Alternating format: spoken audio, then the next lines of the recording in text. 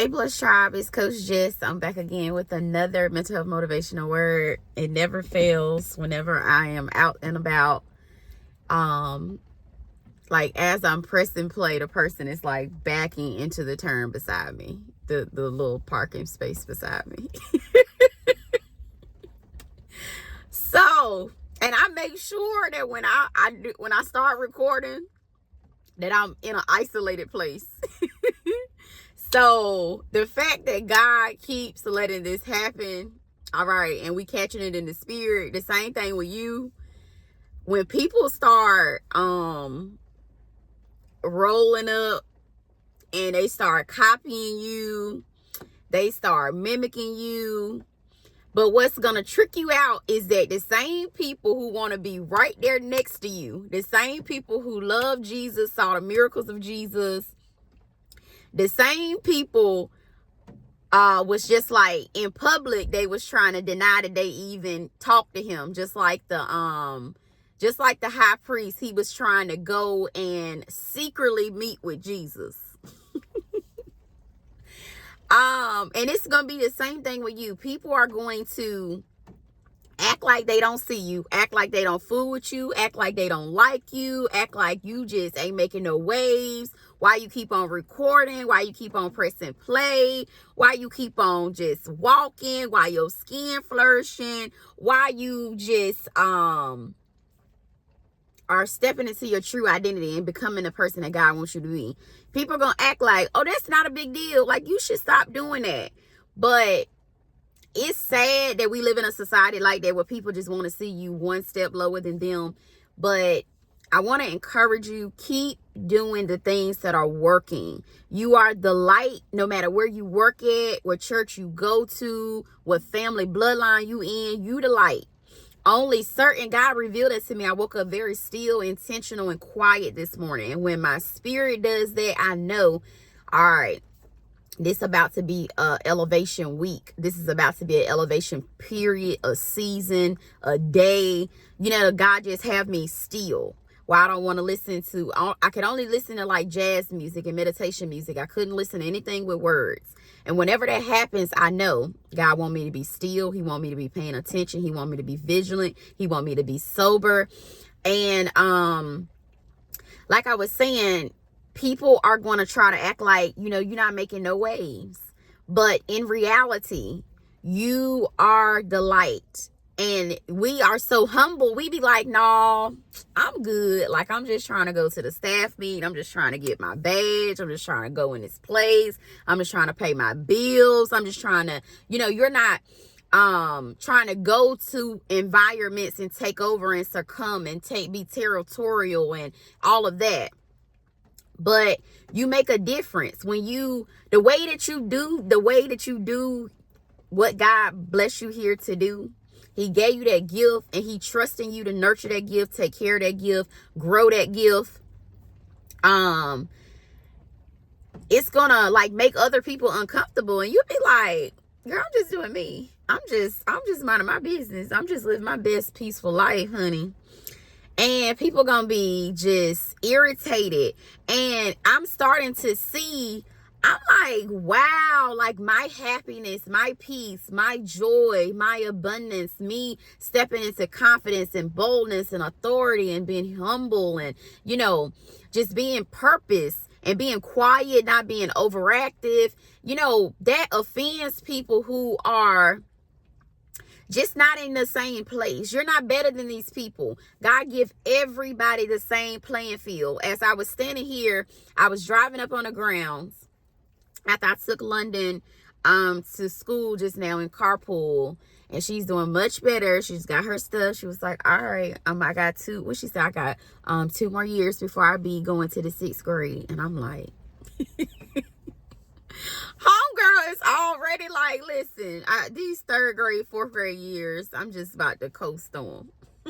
She's having an amazing academic year. Her teachers are raving about her, uplifting her. And your children are the light as well. So you need to make sure that you are keeping their light bright and not trying to suffocate it. Because sometimes I'll tell her like, girl, you're doing too much. But sometimes they internalize that like I'm gonna water myself down. All right. So even with your children, it's our job to ignite the light inside of them. It's not the teacher's job or the administrative job or, you know, the student counselor's job, the social worker job. It's not nobody else's job. Your grandparents' job, the godparents, is you as the parent. Okay.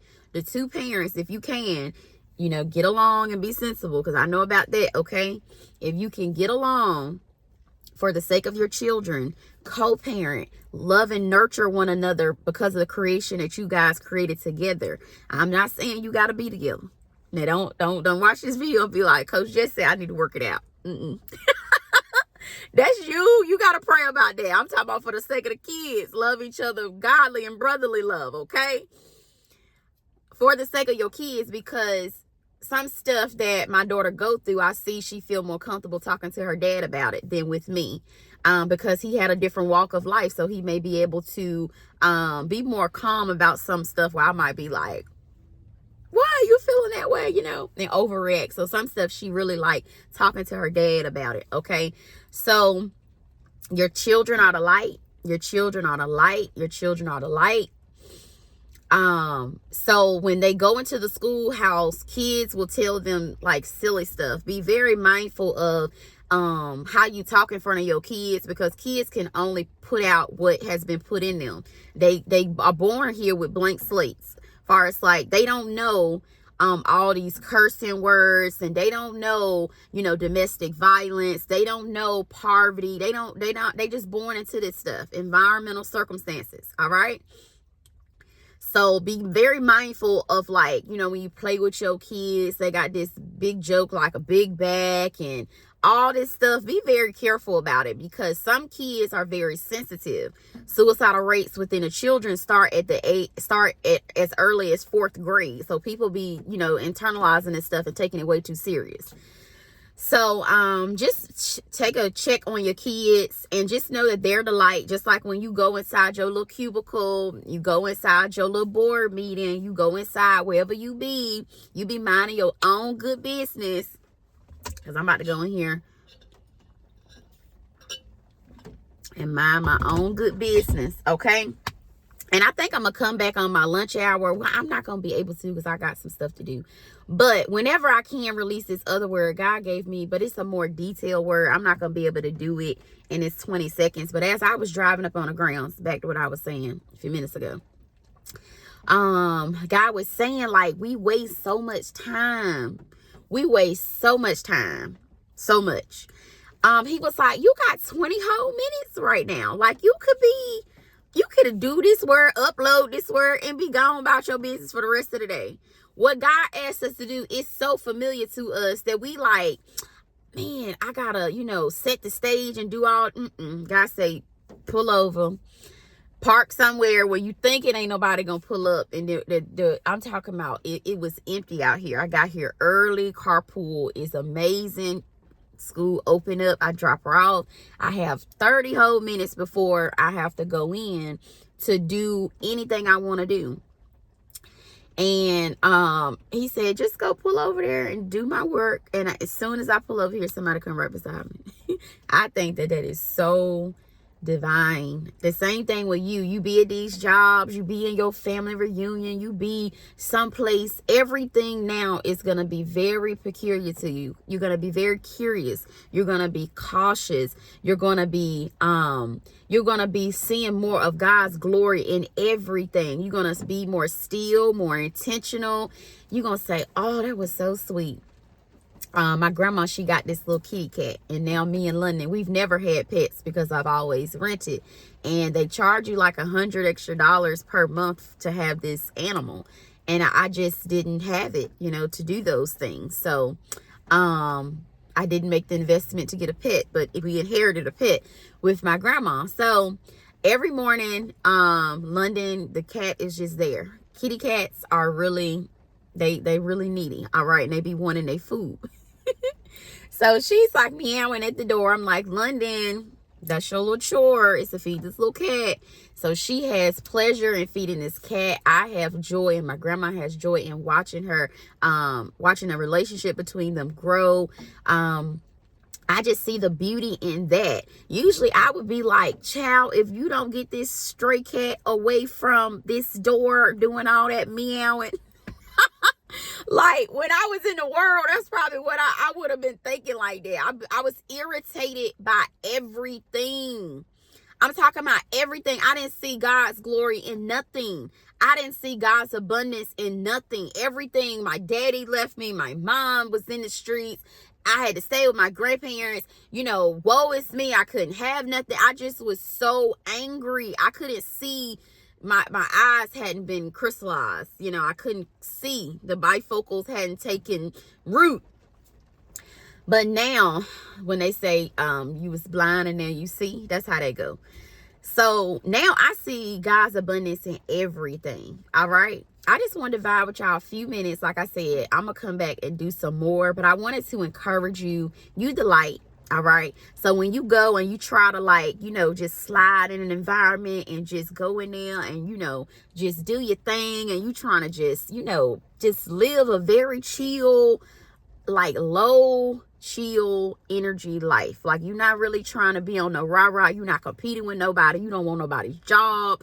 You just trying to just do the job that the people say they want you to come in here and do. You trying to mind your own good business. You are a professional, expert at minding your business. That's something you know how to do, is mind your business and not be in everybody else's business.